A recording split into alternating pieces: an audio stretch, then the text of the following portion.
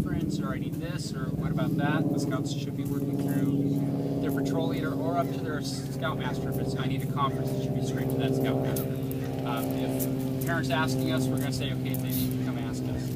We'll gladly do it. Right? The scoutmasters for their conferences are very flexible, very accommodating. We realize we don't want them getting discouraged when they're going for that rank advancement in these conferences.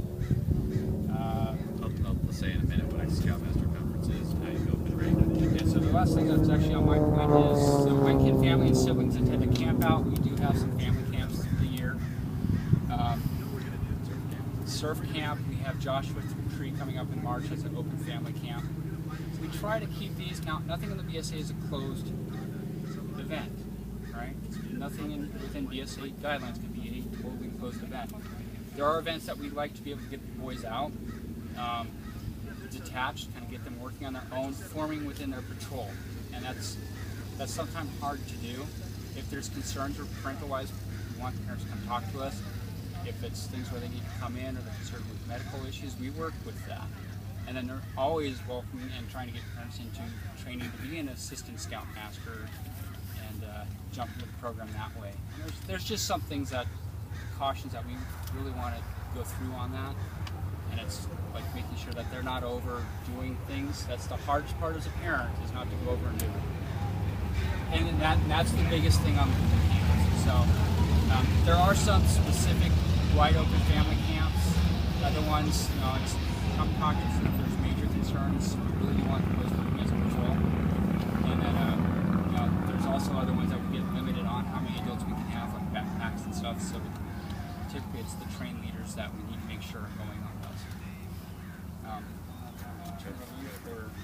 Let's see, so rank advancement.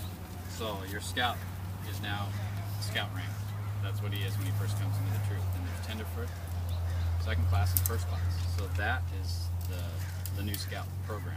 Those three ranks can be obtained, all the requirements for those three ranks can be obtained at the same time. So you could right now be starting, like we were working on skills that are actually up in the first class rank. All those you can earn at the same time.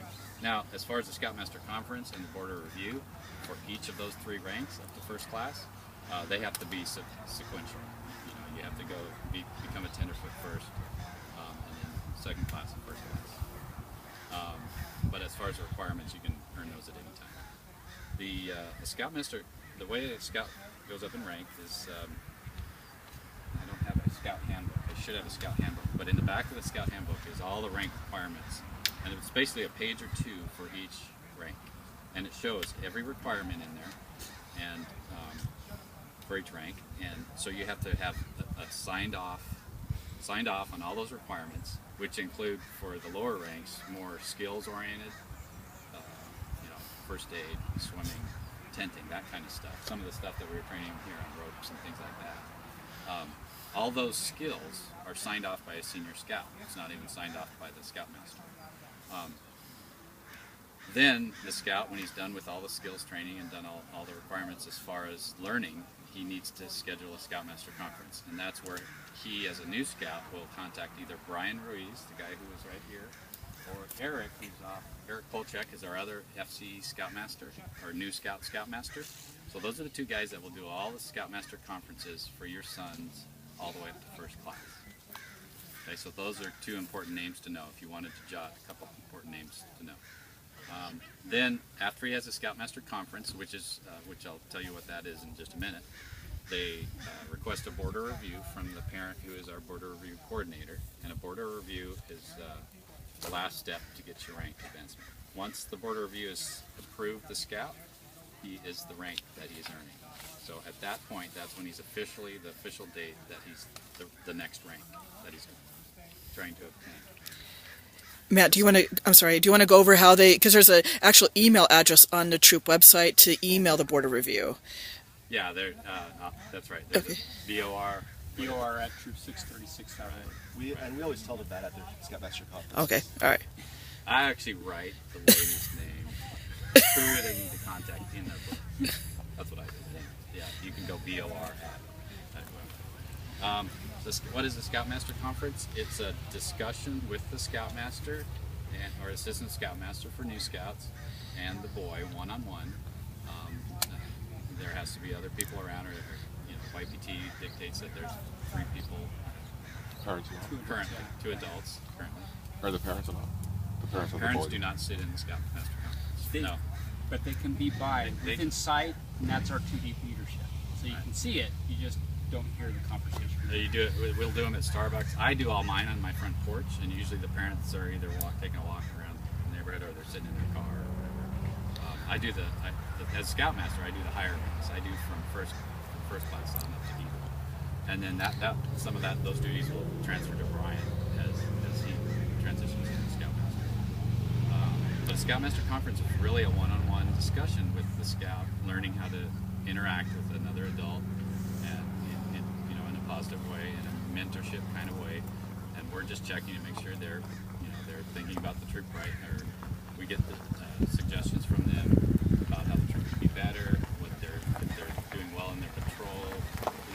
It's just really an open discussion, and we can talk about all kinds of things. Generally, Scout related is what we can talk about. Which we can talk about the Scout oath and the law and that kind of stuff. So it's really just an open discussion that the Scoutmaster has with the boy, and it really helps them to. It's funny, you see these quiet boys. They don't say much sometimes, and you sit down and talk to them, and they have a lot to say. Every Scoutmaster conference I've had, the boys generally always have a lot to say, even if they're real quiet kids. That's 15 minutes. It's really amazing. There's a lot going in We should be done. Well, And we're supposed to be. it's really good. We get a lot of good input from them, and also we try and guide them to follow the Scout oath and law. And that might be something that you might want to learn as well, the Scout oath and law. That's what we're all trying to push them to, or train them to live by. And that's just really a good person, morality base. That's what a Scoutmaster conference is. Is there any questions on rank advancement?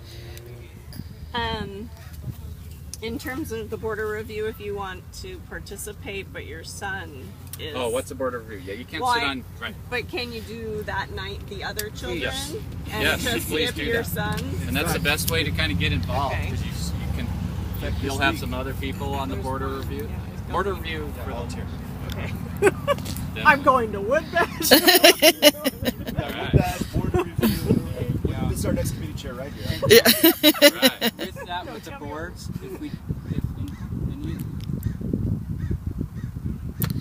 Andrea. and it does not get enough parent volunteers, that means they have to push some boys out. So yeah, we need parent volunteers, and it cannot be scoutmasters or assistant scoutmasters that work directly with the boys. Yeah. It's that chance to get them separate and talking to a different group of adults. So border review is a review of our border reviews for the lower ranks other than Eagle are generally 3 adults from the troop that are not assistant scoutmasters. And basically the boy comes in Class A or field uniform, which this is the Class A. We always refer to it as Class A. It's now called field uniform. You'll hear both. In full dress, they have to have their full uniform, socks, belt, shoes, the correct shorts. I don't have the correct shorts because I ripped my shorts this weekend. And so they present themselves to the board, and the board asks them, and basically tries to ascertain if they're ready to go up to the next rank. I think I don't think there's ever been a denial of that. There has Very, to be very something few. very critical to deny a rank advancement. Because generally the Scoutmaster has kind of got them all set up, and the Scoutmaster has blessed off on the Scout. So if the Scoutmaster's done that, they're pretty much ready for rank advancement. They've done all their requirements, and so it's usually like I don't want to say it's a rubber stamp, but they're going to make their rank. But it is it's a time where they can sit in front of some strange adults, none of them can be your parents, and talk about the Scout program, and it gets them used to doing that. And what happens is when it comes time to their Eagle Border review, which is a completely different thing, it is a much more formal thing where you're presenting yourself for your Eagle Border review, and they're much longer border reviews as well. Generally, it gets them used to presenting themselves to a group of strange adults and being confident. That's about it. Hey, Matt, I'm sorry. We got to wrap up pretty quick. Okay. I'm sorry. One of the questions that Oscar asked me is if John, as a Star Scout, can sign off on Oscar's book, or what that, who can sign off on the FCE's requirements. Star and up is what we say can sign off on the lower rank skills requirements for rank advancement. So that's. So stars above first class, and then there's life and an eagle. Yeah, I didn't talk too much about the higher ranks. Higher ranks are generally about more leadership related. There's a leadership requirement, and then there's merit badge requirements. The lower ranks generally try and, you're welcome to do merit badges, but the focus is to train them on those skills in that rank advancement to get them to first class. I mean, we have